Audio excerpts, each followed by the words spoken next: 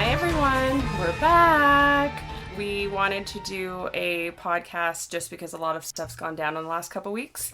So in case you've forgotten, we are the Squared Circle podcast. It's Christina and Alex. And let's just get right into it because there's a lot to talk about. Okay, so what do you want to go over first then? Let's talk about Hell in a Cell. Okay. We actually attended, which was amazing. It was at a new arena called Little Caesars in Detroit. The show itself was actually really good. It was a solid show from start to finish. But, I mean, we obviously just pretty much have to roll right to the end, to the main event, I think. Yeah. Well, I mean, there were some good matches, like, during the show. Let's roll back to the beginning of the show where it was the Usos and the New Day in the Hell in a Cell. Which was actually my favorite match of the night, to be honest. That was the best match of the night. Easily. They all, like, even... if we fast forward past the pay-per-view and you go to that SmackDown, it was kind of cool what they did and how they kind of showed that respect for each other because the match itself was awesome. It was almost unfortunate that it opened the show because it's so much harder for the rest of the show to kind of follow through with that kind of an intense feud battle and like the things they were doing, the kendo sticks and all. It was so well done. It was the perfect way to end that rivalry that the two teams have. And like much respect to both teams, but like honestly, I'm such a huge Usos fan right now and I want to go see the Penitentiary or whatever because like they're amazing. That was really good. So yeah, you're right. That was good. What else? All the matches were good. Like there really wasn't. Well, I mean, the girls' match was my least favorite. The women's match was terrible. It was just flat. It just didn't live up to the hype that all the other matches had with them. Like even, they added, they made it a triple threat for the championship in the AJ Styles match against Baron Corbin and the Perfect 10. I love him. But like, even that was exciting. And then the girls' match was just kind of a wrestling match. There wasn't really anything going on. Like, neither of them really did anything that was, extraordinary or whatever. So, like, that was my least favorite match of the night. But it was kind of like that match that they needed to just throw in there as a filler until you got, the main event, which was so interesting. There was that twist with Sami Zayn turning heel and pulling Kevin, and from the angle that we were at, you didn't even see that he was there. Like he just snuck in and snuck out. So it was only on the replay when you're watching, Shane McMahon falling, and then all of a sudden you see Kevin moves because, oh my God, Sami Zayn pulled him off the table. Like that was amazing. It was so perfect. Yeah, the whole crowd had that. What? Just like.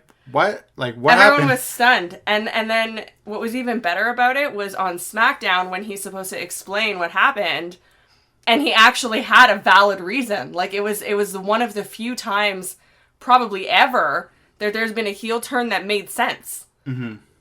Fantastic. No, 100%. Like, absolutely fantastic. And I just love the way he's doing this heel run where he's just, like, laughing, having fun. He's basically doing a John Cena character where Cena just laughs off everything and he thinks like, hey, like whatever, I'm gonna dance like even goofier than normal. Oh my God, the dancing is like out of control. Like how extra, like he's just being extra. Like if there was a one time ever that I'm gonna use that term, it's Sami Zayn right now is just being extra everything, and it's what he needed because honestly, like Sami was a jobber. He was basically a glorified jobber. He wasn't even doing anything. Nothing at all, but he wasn't even on TV to lose to be a jobber. He was just never on. Right, or like in dark matches only. Like it didn't. So that was good. It was a very exciting first pay-per-view at Little Caesars. So hopefully more exciting pay-per-views to come. Mm-hmm. All right, let's move on. Want to talk about the Raw pay-per-view? Okay, so then we had TLC. Yes. And going into the show, let's say 2 days before, I had nothing to look forward to for this show whatsoever. You go up and down the card, there's nothing exciting me. You had the Shield reunion, which is fine, even though it's just an excuse to get Roman over, which we haven't seen yet because of something we're going to be talking about in a minute. And then you had Finn against Sister Abigail, Bray Wyatt, which is one of the most unexciting feuds of all time. considering Bray Wyatt's a cross-dresser now, so I don't know what's going on with that. So basically, nothing to look forward to going to this pay-per-view 2 days before. Or I don't know how many days. Then, out of nowhere, this pay-per-view became one of the most talked about, hyped, most excited shows going into a random Raw pay-per-view in who knows how long, because we had some illnesses that struck a lot of superstars, including JoJo, if you consider her a superstar, Roman Reigns, the big dog, Bray Wyatt, and Bo Dallas, who were all off for a bit before, but Roman was still on the week before the pay-per-view. Then suddenly they announced they're all hurt, or they're all sick, and now we have replacements. So instead of Sister Abigail, we had the ultimate dream matchup of Finn Balor against AJ Styles. Can I just say, I've never been more excited for a match in my life. That match, I was literally crying the entire time, right? You saw me. I was actually crying the entire match because it was absolutely perfection. It was, if you had to label it, it was perfect. It was phenomenal. It was exactly what I wanted. I want more of it. I want to see it every week. I'm good with seeing that every single week. The respect that they had for each other by the end of that match, and the too sweet in the middle of the ring and whatever, and everybody screenshotted pretty much or took a picture of that picture because it's my cover photo. It's cover photos for a bunch of different pages that I'm on. It was just the perfect substitution, and it was the match. It, like, even the way, like, Corey Graves was, like, talking over in the pay-per-view, they were saying, no disrespect to Bray Wyatt, or no disrespect to Sister Abigail, but because they're not even in the same league in terms of what kind of a match we would have received. Like, the match we would have received with the whole Demon versus Sister Abigail thing, like, I'm sorry, I know some people have varying opinions about this, but I was personally so disinterested. It's not it's not something that I want to see. They're not on the same level. It's not the same, like, I don't want all this gimmicky stuff. I want wrestling. I want a story to be told through the wrestling. I don't need it to be gimmicky and wearing a cheesecloth on your head and you're supposed to take over for The Undertaker, but you're weird and you talk in circles and none of it makes sense. And, all of that just needed to just go away, which it did for now. And we got an absolute dream. It was a dream. I love it. I want to watch it now again just to cry all over again. Yeah, it was an amazing match. But as I saw the finish of the match happening, all I could think of is how this was just a taste. They didn't go the full, like, this is a WrestleMania match quality. It was like a SummerSlam main event quality, but you still have it in the back of your mind that there's something more that can happen. And not in a disappointing way, in a exciting, looking for a potential rematch kind of way. Well, the thing is that, you know what? Now is your chance. Build the club. Do something. You have these two former leaders that have this initial match, which is incredible. And then you're not using Gallows and Anderson anyway. So have them pick sides. Do something. Whatever. And then when they have these cross show pay-per-views, then you can start to see that kind of interaction build and build and build. And you know what? Yeah, I want that at WrestleMania. I don't want, AJ against Baron Corbin or Finn against Bray Wyatt or any of that stuff. I want those two because we know that the club exists. We know that they have the key players that are there already. So why are we not using them? Why are they just sitting there? They're just sitting there. So please, WWE, listen to us. We're usually right. And please give me that match. Thank you. I'm really invested. So that was one match that had a major change. The second match, due to Roman Reigns' illness, I mean, they tried to do their best to make it exciting. I mean, all they did was add Kurt Angle to the match. My God. Like, 1 second. Like, that was so far out left field, like, replacement, but it made so much sense. It made so many headlines, like, around the world. ESPN, like, all these sports news reporting in companies or whatever were reporting on this Kurt Angle return. Like, it was the top story for that whole weekend. It's Kurt freaking ankle. Ankle lock. He's gonna break your ankle for saying that. I know. It's Kurt Angle. With a broken freaking neck. I was thinking about how everyone wanted him to do an ankle lock like so badly, like for the first bit. Anyway, Kurt Angle. Now, if you're only following WWE and you had no idea that he was still wrestling up to like a couple years ago or whatever, fine. Not even within the last year. Well, but they kept playing it off. Kurt hasn't wrestled in 11 years and blah, blah, blah. Well, Not if you true. don't wrestle in WWE, you don't wrestle. Yeah. It's like when... Who was it? Sting. They say Sting was gone for 14 years or whatever it was from wrestling, even though he's been in TNA the entire time he left. But the thing is WCW, I should say. It was great. Like, his presence was perfect, and then he left for a bit, which was good. And then he comes back out at, like, the opportune time. Like, we saw an ankle lock. He had the vest on, which was, like, super cute and, like, awesome. Because it was, like, he joined the Shield for one night only. It was great. Okay, so here are my thoughts on that match. So, of course, we're talking about the Shield versus Miz Taraj, The Bar, and Braun Strowman. Yes. What was the name that I came up with? And Kane. Yeah. What was the name that I came up with? Team Miz Bar Fire Monster. Yes. Team Miz Bar Fire Monster. Okay, so team that. Miz Bar Fire Monster. So, anyways, so the beginning of the match, and actually a majority of the match, was a lot of steel chairs, a lot of weapons and stuff, which is fine.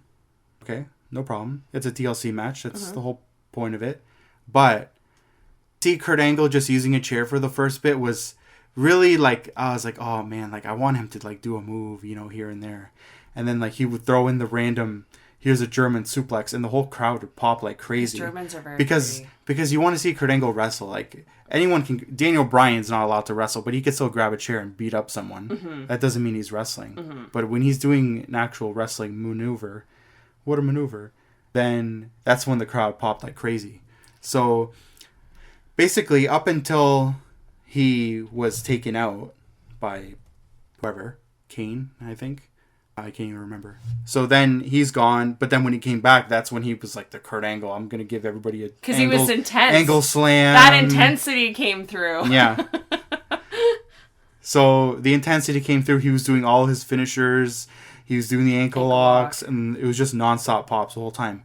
However, this match, I've never seen so many rubber banding in terms of like comebacks in the match. There were so many. It was like someone would get killed. It was, and then 2 seconds later, Seth would get killed. 2 seconds later, he's jumping off the. It was over the top, out of control. The problem with the match is that it no longer became realistic.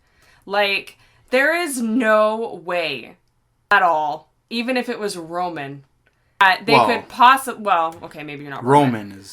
But that they could possibly survive against Kane, Braun Strowman, The Miz, and The Bar, and come back out of nowhere multiple times to, like, take them all out.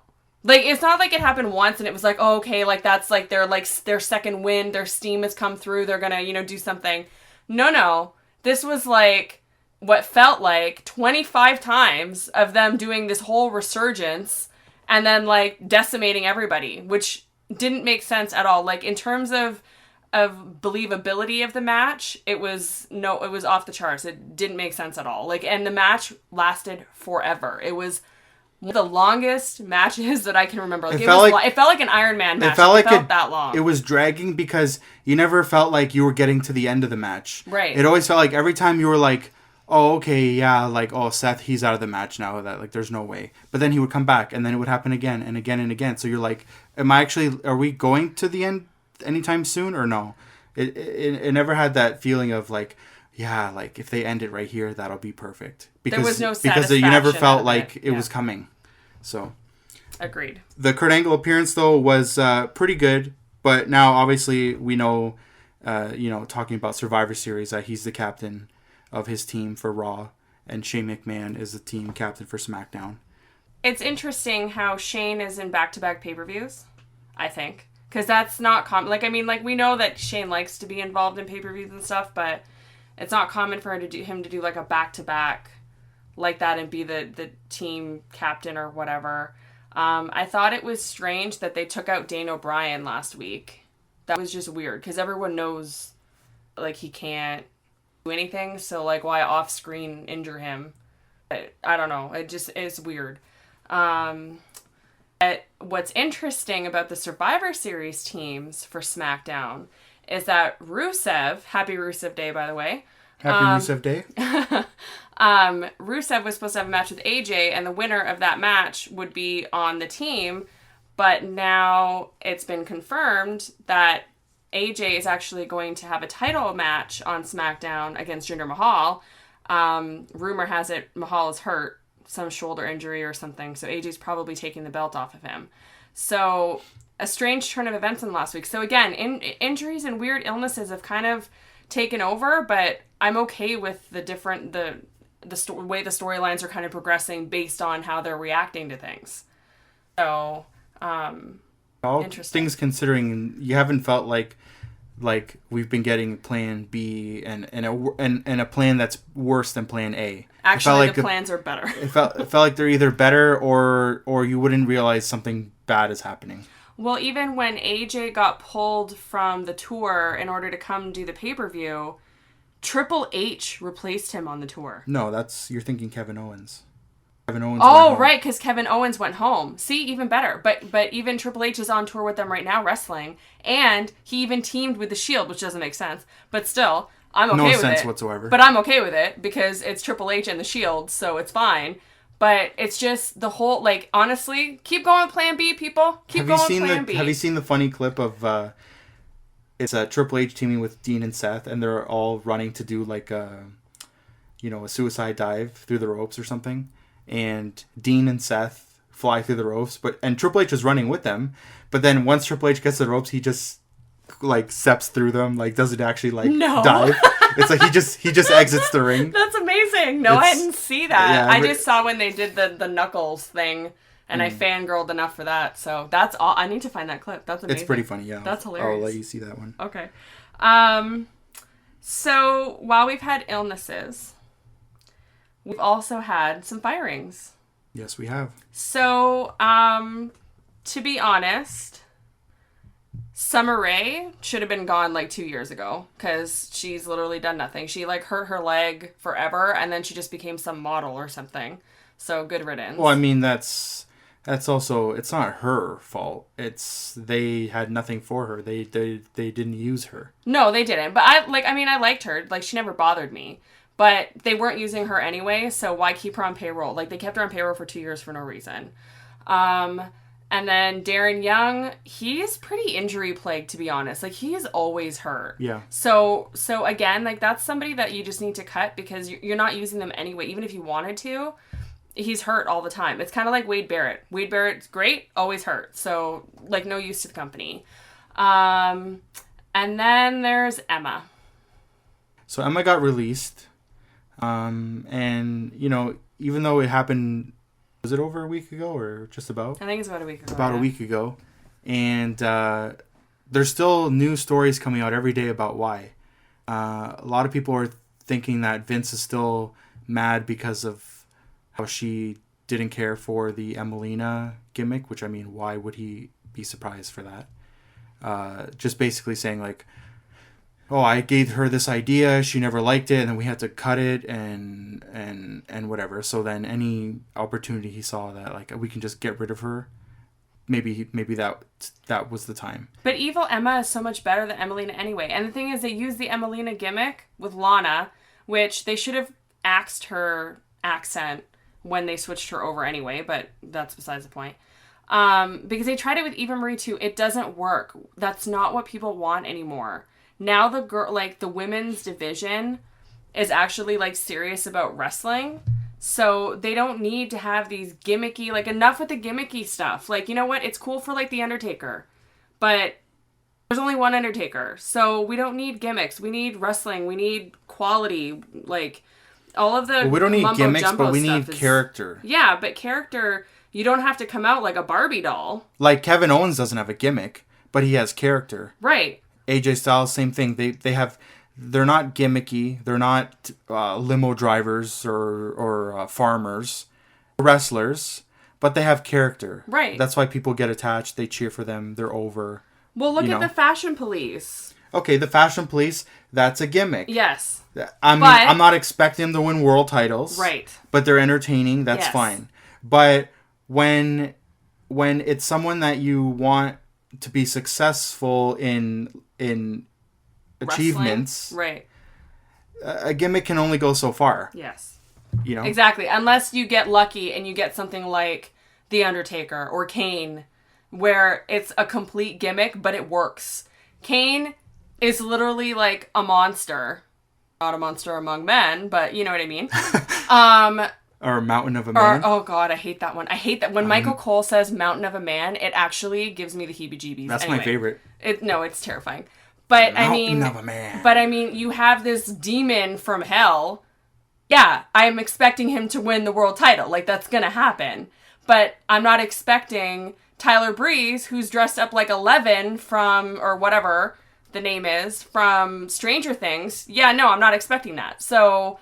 Like, pick your battles. So to have a princess, you have Lana. He had Eva Marie at the time. When they were plugging this whole Emelina thing for like 6 months, and then she was never even showing up. Like, it was annoying. They stopped giving her a chance when the whole shoplifting thing happened. And like she was lucky that they like rehired her on the spot pretty much that day. And then they did nothing with her, and she's also constantly injury plagued anyway, so whatever. It sucks, but yeah, just interesting because of how soon after the Asuka big debut it was. Like she was the showcase athlete that they chose for the Asuka debut, which they know a lot of people will be excited about. Mm-hmm. So you want to have someone exciting to face off with. Yeah. And they picked her, and then a week later she's gone. And we were actually happy she won because we thought, you know what, that'll be a good match. A good match for her. If she performs well in it, it could help her with her push and all that. Yep. No push. Well, she got pushed out the door. Yeah. Well, I'm glad we thought the same on that one. Okay. Should we talk about it? Let's talk about Survivor Series first. Okay. All right. So Survivor Series is the traditional match. Team SmackDown against Team Raw. And then they're also doing the women's as well with team captains. I think it's very strange that the Raw women's team is led by Foxy. I think that's... Foxy. Yeah, I know. Every time I think of her, I think of Noam Dar. I can't help it. Very, very bizarre. However, I was very excited for Nia Jax to return because she had been off for a few weeks because she was not happy. So for her to come back, and she came back to a pretty significant pop, to be honest. Yeah, she did get a legit pop. So that was exciting. I was excited for her. I just hope that they actually use her well this time, and at least she was able to beat Bayley on Raw because for some reason she can't beat her. And honestly, Bayley's character, another stupid gimmick, it needs to go away. It's done. You're not a child. No one's into it. Either change it up, do something. Between her and Sasha Banks, both of you go heel, and then I'll be behind you again. But at this point, not interested. Well, that's my rant on that. Enough said. And then, of course, we also have the Champions versus Champions series, I guess, with all the different champions. We have Miz and Baron Corbin. We have the Usos against the Shield, like Seth and Dean. That'll be good. That'll be good. And then, of course, we also have the Women's Championship match. Yep, Natty against Alexa Bliss. Yep. And, of course, the still unknown for sure World Championship match. We don't know if it's going to be Jinder and Brock or Brock and AJ. My God. Like, as much as I wanted to see Jinder against Brock. I do, okay. Like, I actually, I do want to see that because I want to see, because I know a lot of people still think Jinder, they see him as a jobber. Yeah. That's fine because it makes the whole sense. That's his whole career up until 3 months ago. But at the same time, he's the Universal Champion now of Raw or of WWE champion of SmackDown. Yep. And against Brock, who's the Beast. But at the same time, do they want to totally... Listen, Baron Corbin could easily destroy The Miz, and I wouldn't think anything of it. You know, I could see more of a chance of a squash match happening in one of those other championship matches. Right. Rather than the World Championship match. Yeah. So, how much offense would Jinder get? Would it even do anything? Is it going to be a Goldberg-Lesnar situation where Lesnar just smashes him in 2 seconds? Or is this actually going to be, you know, a 5-10 minute somewhat competitive match where at the end, you know, Brock hits him with the F5 and beats him? Like, I would expect Brock to win just because this is what happens in the WWE. However, I think that they've been trying to build this, I don't want to say database, but they've been trying to build this fan base in India. Get all this attention, get all this stuff. I mean, we know that that's why they put him in as champion. I'm okay with that because you know what? Hey, you got to grow your business. I don't care how you do it. It's fine. And the thing is that he's actually done well. Like, he really has. Like, for somebody that was never on the mic, was never given any opportunities, was always squashed in all his matches, like, he all of a sudden got put as the top guy on his show. So, you know, I don't think burying him with a 35-second match would do anybody any favors. It's not going to make Lesnar look good either. Because, like, he needs to look like he can do something. And if he's only in there for 30 seconds, when he does have that match against Roman at Mania or whatever they end up doing with him, he's sweating buckets and he can't physically handle it because he's not used to being in the ring that long. So give us a match for 5-10 minutes. Even if it's a short match, 5-10 minutes is still better than nothing. The Goldberg-Brock match at Mania this year was 5.5 minutes long, and it was the best 5.5 minute match of all time. It really was. It was amazing. It needed to happen because I was so sick of Goldberg. Like, Goldberg beating Kevin Owens, like, what was it? I don't know. A minute was just a slap in the face. So at least we got our satisfaction from that. But when it's champion against champion and it's your main guy from each show, I want a match. I don't want it to be a squash. This is how I see the two possibilities. So AJ match with Lesnar is the more exciting, the more I know this will be a better match. Mm-hmm. But I know there's no chance AJ would win. No. And I know there's no chance Jinder's going to win. I feel like it almost seems an easier win for Lesnar, as stupid as that might sound. I feel like they'd be willing to have AJ lose easier in an easier fashion than Jinder. Yeah. Because Jinder, they have a lot invested in him. It would make for a more intriguing match.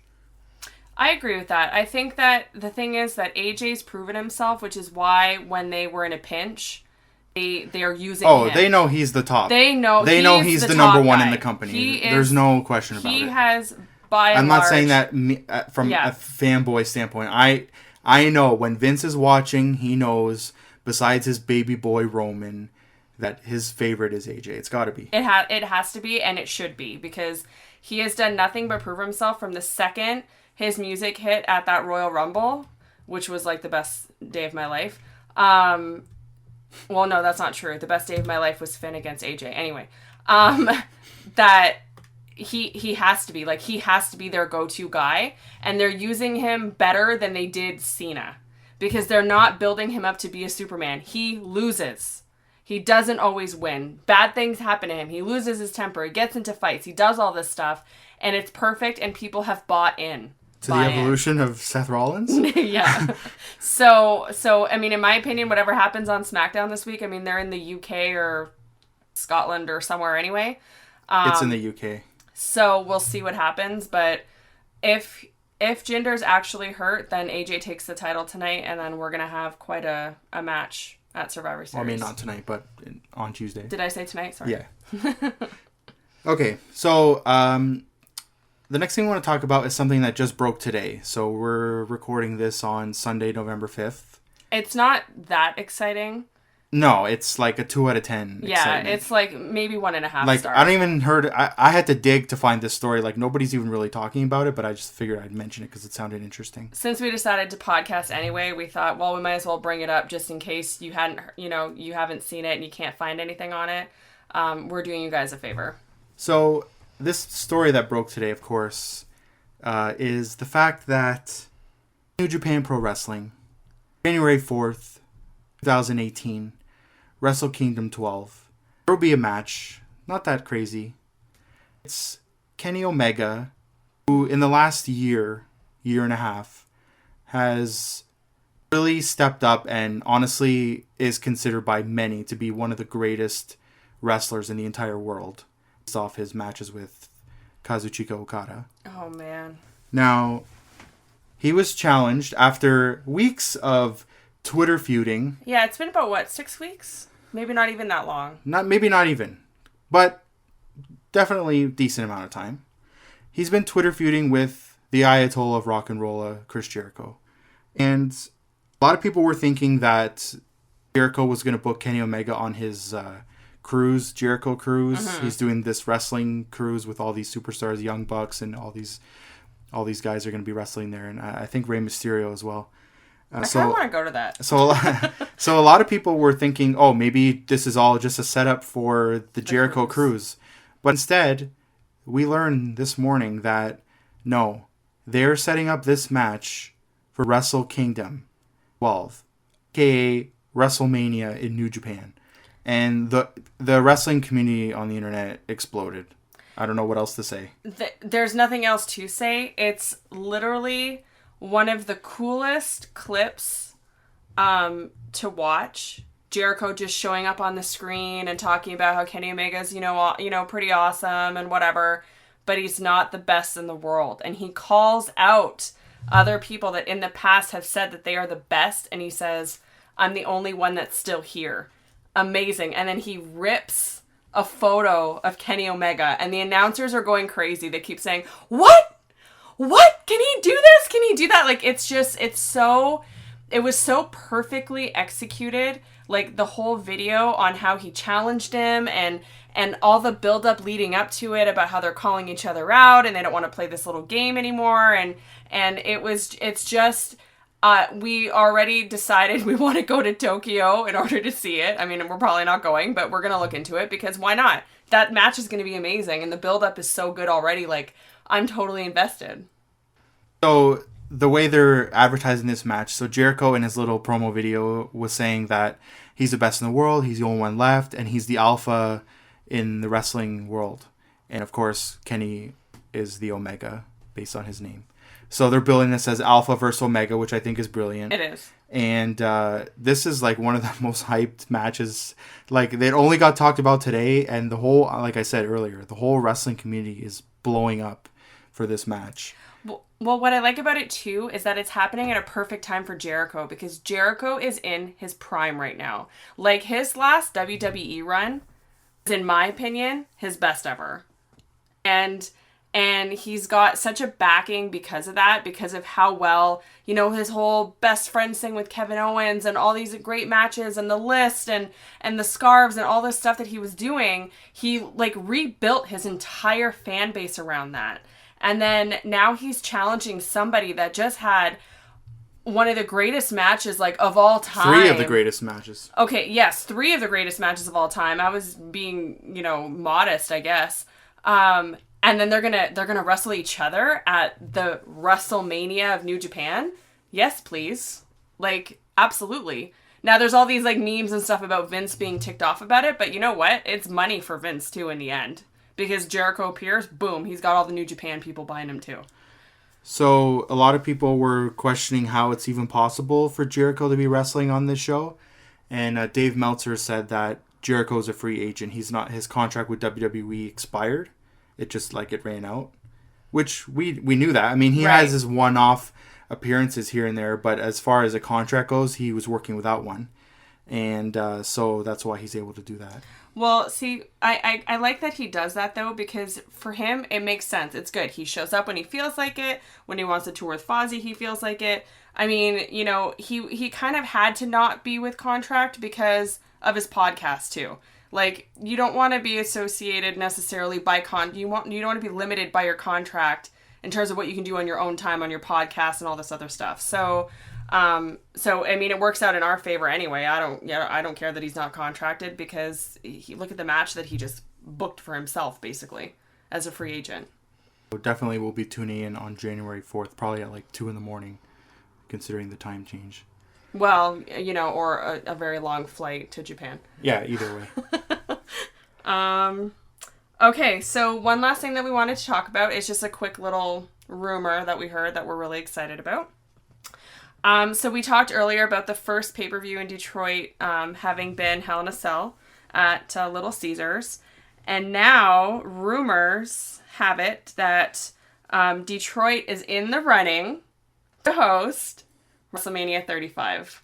I cannot wait. This has to happen. It has to happen. And it has to be just like the best show ever. Undertaker returns. I don't care what happens, but it needs to happen. It needs to happen to Detroit. So put all your positivity and energy and all that stuff, power of positivity. Detroit, 2019. We can only hope. Well, oh God, I'm hoping. All right, well, I think that about wraps it up for the last little bit. And we'll be doing more shows more frequently and trying to pick up a more steady schedule.